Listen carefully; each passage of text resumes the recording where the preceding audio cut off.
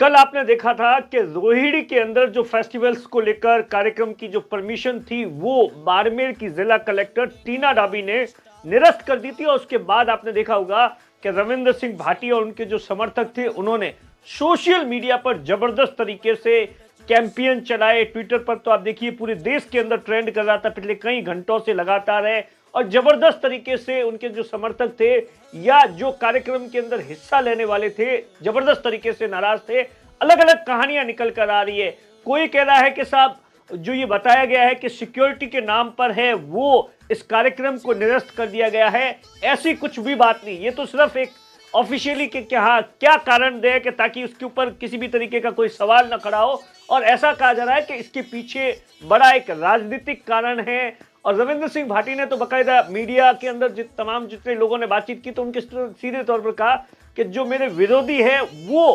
अगर जो उन्हें बदला लेना है तो मुझसे ले, मेरी जनता से न ले। और उसके बाद से ही लगातार है वो मतलब चर्चा का विषय बना हुआ था कि साहब ये जो रविंद्र सिंह भाटी है वो कार्यक्रम करा रहे थे, पहले एसडीएम ने परमिशन दे दी फिर निरस्त कर दी। तो एक थोड़ा सा देखी जाए तो एक सिंपैथी लहर होती है ना कि हाँ एक सॉफ्ट कॉर्नर हो रहा था रविंद्र सिंह भाटी के प्रति कि साहब देखिए इस इलाके के अंदर और वहां कार्यक्रम करवा रहे थे जहां पर आज दिन तक इतना बड़ा कार्यक्रम नहीं हुआ। और उसके बाद तरह तरह के कमेंट। और ये आप देखिए अगर सोशल मीडिया पर आप सर्च करेंगे तो दिल्ली से लेकर जयपुर के लेकर तमाम जितने भी सोशल मीडिया के साथ में न्यूज के जो प्लेटफॉर्म है वहां पर इस खबर को आप देख सकते हैं। और उसके बाद में जबरदस्त तरीके से कहीं न कहीं इन जो रविंद्र सिंह भाटी के जो समर्थक थे वो बीजेपी को घेर रहे थे, राजस्थान के मुख्यमंत्री के नाम को टैग कर रहे थे और तमाम तरीके से है वो ये आरोप लगा रहे थे। और उसी बीच ऐसा बताया जाता है कि अब इसी से जुड़ी एक बड़ी जानकारी आ रही है, क्योंकि सुबह से इस बात को लेकर चर्चा चल रही थी कि भाटी है वो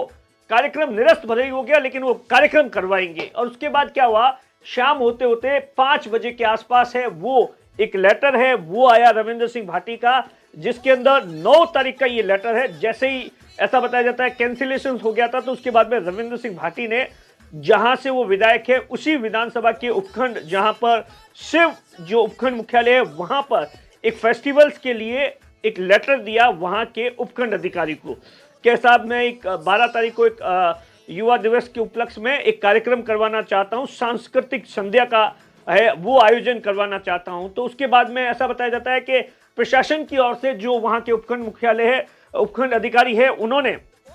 इन तमाम चीजों को लेकर है वो वहां के पुलिस से पूरा इनपुट मांगा कि साहब ये कार्यक्रम करवाना चाहते हैं, 10,000 लोग आएंगे ये वो। तो उसके बाद में अभी ऐसा बताया जाता है कुछ ही देर पहले वहां के उपखंड अधिकारी ने इस बात को लेकर परमिशन दे दी है। और उससे पहले ही आप देखिए दोपहर के समय से ही लगातार बहुत सारे सोशल मीडिया पर ऐसे वीडियो चल रहे थे जिसके अंदर है वो जो शिव जो मुख्यालय है वहां पर जो स्टेडियम है वहां पर रविंद्र सिंह भाटी की जो टीम या जो कार्यक्रम को जो लोग है वो वहां पर साउंड कैसे लगेगा, सिटिंग अरेंजमेंट कैसे होगा, कैसे कार्यक्रम के लिए इलेक्ट्रिसिटी आएगी या तमाम तरीके से कैसे हाईटेक बना सकते हैं। तो उसके बाद में दोपहर के अंदर ही रविंद्र सिंह भाटी को इस बात को लेकर कहा गया था कि आप कार्यक्रम की तैयारी शुरू कर दीजिए, शाम होते होते आपकी परमिशन भी बाकायदा आ जाएगी। और अब जो रविंद्र सिंह भाटी को परमिशन दी गई उसमें कुछ कंडीशन जरूर डाली गई है, 5-7 कंडीशन डाली गई है कि साहब है वो गाइडलाइन की पालना करोगे तमाम तरीके से और जो एक कॉमन से जो भी इतने बड़े कार्यक्रम होते हैं तो वहां पर। लेकिन सबसे बड़ा सवाल आप देखिए